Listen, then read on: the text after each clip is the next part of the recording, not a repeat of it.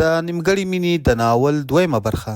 په سبا مې د کاکا ښځه راوستله، خو دا ځل یې په زوره حصار کړم. مور ته مې زنګ وهو چې زه نن شپه دلته د کاکا کره پاتې شوم او د کاکا ښځې مې شپې ته حصار کړم. مور مې بس همدومره راته وویل چې په ځان دې پام کوه. کاکا مې او زامن به یې زیاتره وخت په کور کې نه ول، ځکه چې شخصي کاروبار یې و او هر څه به یې پخپله سمبالول. مازدیګر شو، غوښتل مې چې بیرون لږ چکر ووهم او بیرته به بیا راشم. د کور څخه په وتلو کې وم چې د لاسه ونیول شوم. ومې کتل چې د کاکا لور مې ښاپیرۍ ده. راته یې وویل چې لږ کار مې در سره. نو سمدستي په رېږدېدو شوم چې څوک مو ونه ګوري، خو دا له وړکتوب څخه همداسې شوخه وه. بس همدومره یې راته وویل چې د زړه سره په ځان دې پام کوه. لاس ته مې ټکان ورکړل او ترې ووتلم، خو په دې مې هیڅ فکر ونه کړ چې دې راته څه وویل.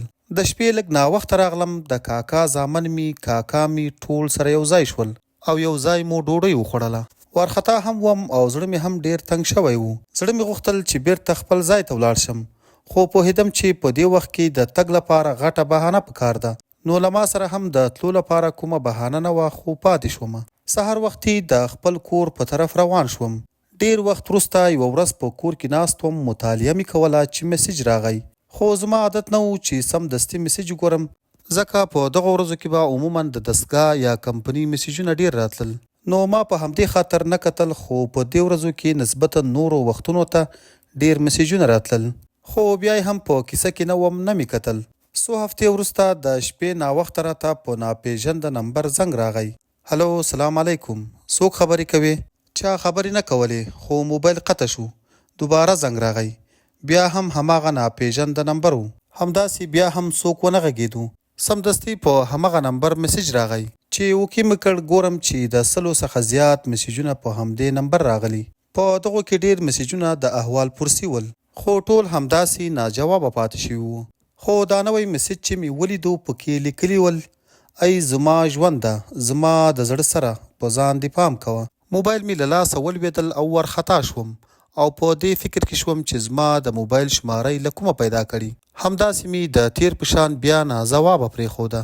موبایل مې بیخي بند کړ او ویده شوم. سهار به کورس ته تلم او څه ځنډ وروسته مې پلان درلودو چې د کمپیوټر کورس هم خلاص کړم. مصروفیت ډېر و، خو پوهېدم چې کومې غوښتنې او هیلې موږ لرو امکان نه لري چې پوره شي، نو ځکه مې ځان ترې لرې کوو. بس ماښام ته وخت کم پاتې و. بیرته مو د کور په لور حرکت وکړ. د شپې له ډوډۍ خوړلو وروسته یې وویل چې سهار په خیر بیرته کور ته ځم. همداسې پورته شوم. ناوخته هم و. له کوره ووتلم. نه پوهېدم د هغې د تګ د خبر په اورېدلو بل قسم شوم، خو چې ولې بیرون مې هسې بې اختیاره له سترګو اوښکې روانې وې، خو په علت یې نه پوهېدم. شپه ډېره ناوخته وه چې بیرته کور ته راغلم، چې ګورم دا په دهلیز کې ناسته ده. نور ټول ویده وو. د نه ویده کېدو مې ورڅخه پوښتنه وکړه. ویل چې خوب نه راځي. ومې غوښتل چې لږ تازه هوا ته کښېنم. نه مې غوښتل چې ډېرې خبرې ورسره وکم. غوښتل مې چې سیده خپلې خونې ته ولاړ شم. د لاس څخه یې ونیولم او ودرېده او راته یې قسم راکړ چې رښتیا ووایه چې د څه لپاره له خونې وتلی وې. قسم یې راکړی و، نو دروغ مې هم نشو ویلی او هر څه مې ورته وویل چې لیونۍ له کومې ورځې مې لیدلې یې. زړه مې په خپل ځای کې نه دی او تل تا یادوي. خو له اوښکو څخه په ډکو سترګو د هغې هم له سترګو اوښکې روانې شوې او راته یې وویل: اخر ولې؟ دومره مینه دې هم را سره درلوده، خو پټه دې ساتله. شپه ناوخته وه. ورته مې وویل: اوس ویده شه، بیا هر څه درته وایم. چې سهار همغسې زه ښوونځي ته ځم او تا به هم ورسوم. په دې وخت کې مې مورجان له خپلې خونې راووتله او موږ دواړه یې ولیدلو. لږ ووېرېدلم. ویل چې څه کوئ دلته؟ بس په بنده لهجه مې ورته وویل: هېڅ هم نه، زه اوس له بیرونه راغلم، ښاپیرۍ مې دلته ولیدله. ورته مې وویل چې ولې ویده شوې نه یې؟ راته یې وویل چې خوب نه راځي. بس همدا چې ته راغلې، هغې هم د همدې خبرې تایید وکړ. مورجانې مې وویل: زه نور خپلو خونو ته ولاړ شئ او ویده شئ چې سحر ته په خیر خپلو کارونو ته ورسیږئ. موږ دواړو وویل: سمه ده، څه ووایم؟ تر سهاره مې خوب رانغی. په ځای کې مې لوټ په لوټ اوښتم. خو سحر له ډوډۍ خوړلو وروسته مې اول دا خپل کور ته ورسوله. څو ورځې وروسته مې مورجانې وغوښتلم چې دهلیز کې دواړه سره کینو او خبرې کوو. وپوهېدم چې د هغې شپې په اړه را سره خبرې کوي، خو د شپې کور کې ټول ویده ول. ما هم په دهلیز کې د مورجانې په غېږ کې سر ایښی و. د نیمګړې مینې دریم پارټ ته هم منتظر اوسئ.